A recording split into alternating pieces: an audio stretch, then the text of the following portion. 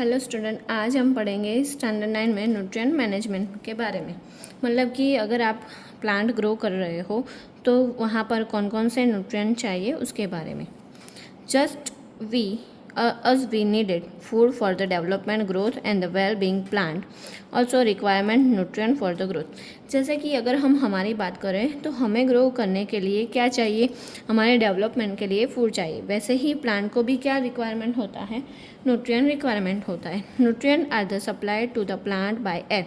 अब प्लांट को यहाँ पर न्यूट्रिएंट कैसे मिलता है, तो 3 यहाँ पर वे से कौन कौन से, air, water and soil. There are the several nutrient which are the essential for the plant. ये कुछ बेसिक नीड्स है प्लांट की जो उनको चाहिए। Air supplies carbon, oxygen, hydrogen comes from the water. अब एयर से उनको क्या मिलता है, कार्बन एंड ऑक्सीजन। अब हाइड्रोजन कहाँ से मिलता है, वाटर में से। Soil supply the other 13। ये याद रखना है कि सॉइल में से टोटल कितने यहाँ पर न्यूट्रिएंट मिलते हैं प्लांट को, 13 nutrient plant. Among these are the some are, उसमें से कुछ ऐसे होते require in the large quantity, जो ज़्यादा अमाउंट में प्लांट को चाहिए, and there for the call a macronutrient.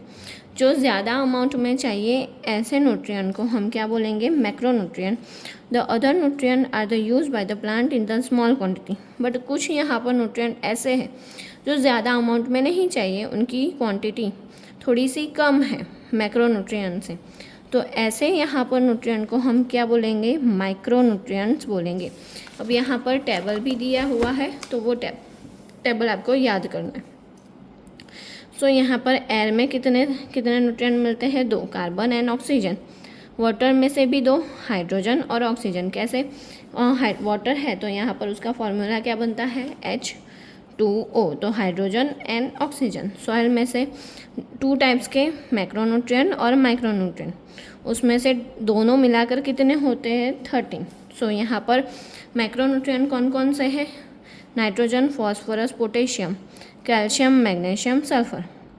And micronutrient कौन से हैं, iron, magnesium, boron, zinc, copper, molybdenum and chlorine. The deficiency of a nutrient affected the physiological process in the plant, including reproduction, growth, susceptibility to the disease। मतलब कि ये जो सारे nutrients हैं plant को कहाँ कहाँ पर हेल्प करते हैं, तो रिप्रोडक्शन में, ग्रोथ के लिए और डिसीज के अगेंस्ट में फाइट करने के लिए। To increase the yield, the soil can enrich by the supply this nutrient in the form of a manure and the fertilizer। अब यहाँ पर ये जो न्यूट्रिएंट हैं उनको कहाँ से मिलते हैं, मैन्योर में से या तो फर्टिलाइज़र में से सप्लाई किए जाते हैं।